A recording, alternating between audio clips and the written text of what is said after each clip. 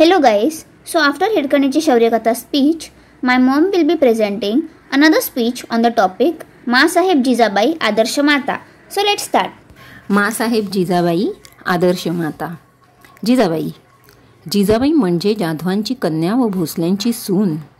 जिजाबाई म्हणजे छत्रपती शिवाजी महाराज व त्यांचा प्रतापशाली पुत्र संभाजीराजे या दोन शूरवीरांना घडवणारी आदर्श राजमाता.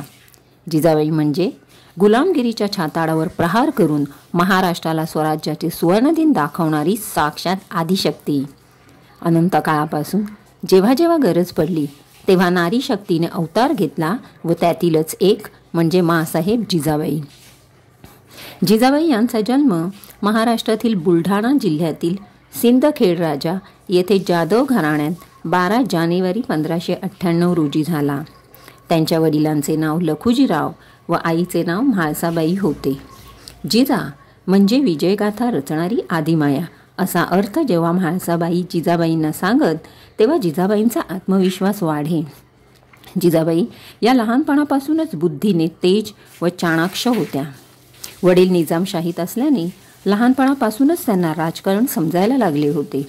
महाराष्ट्राच्या गोरगरिबांवर स्त्रियांवर चाललेला अत्याचार थांबलाच पाहिजे व त्यासाठी काहीतरी केलेच पाहिजे असे त्यांचे ठाम मत होते. अन्यायाविरुद्ध त्यांना भयंकर चीड होती. म्हणून खेळण्याच्या वयातच त्यांनी हाती तलवार व ढाल घेऊन युद्धकौशल्य अंगीकृत केले. आपल्या दोन्ही भावांकडून तलवारबाजी, घोडेसवारी तसेच राजकारण व न्यायनीती यांचे प्रशिक्षण घेतले. वर्षानुवर्षे चालत आलेली गुलामगिरी संपवून स्वराज्याची स्थापना करायचीच असे स्वप्न लहानपणापासूनच त्यांनी आपल्या उराशी बाळगले होते. सन 1605 साली जिजाबाईंचा विवाह शहाजीराजे भोसले यांच्याबरोबर झाला. जिजाबाईंप्रमाणेच शहाजीराजे देखील स्वराज्याची इच्छा बाळगून होते. विवाहानंतर जिजाबाईंनी आई तुळजाभवानीला प्रार्थना केली होती की कुळाला, देशाला व धर्माला अभिमान वाटेल असा पुत्र जन्माला येऊ दे, कारण त्यांनी आपले ध्येय निश्चित केले होते. 19 फेब्रुवारी 1630 रोजी जिजाऊंच्या पोटी शिवबा जन्मले. तेव्हा जिजाऊंचा आनंद गगनात मावेनासा झाला. आपला हा पुत्र आपले स्वप्न साकार करणार हे त्यांना ठाऊक होते. जिजाबाईंनी लहानपणापासूनच शिवबांना घडवण्यास सुरुवात केली. युद्ध कौशल्य शिकवण्यासाठी दादोजी कोंडदेव यांची नेमणूक केली.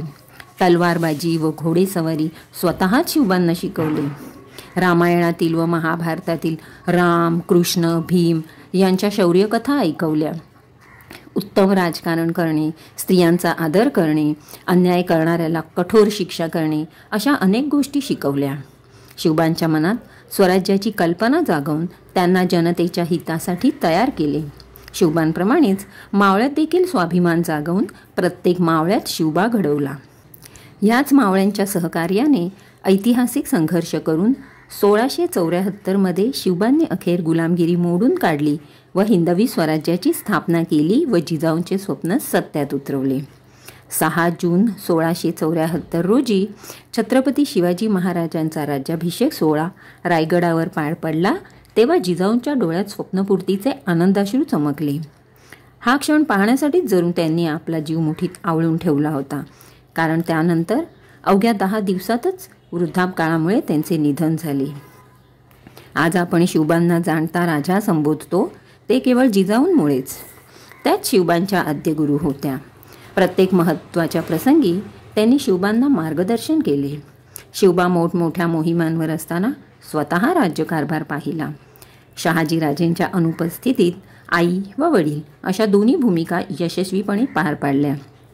शिवबांप्रमाणेच संभाजीराजेंना देखील त्यांनी स्वराज्याचे धडे शिकवले. म्हणूनच शिवाजी महाराजांनंतर स्वराज्याची जबाबदारी संभाजीराजेंनी चोख निभावली.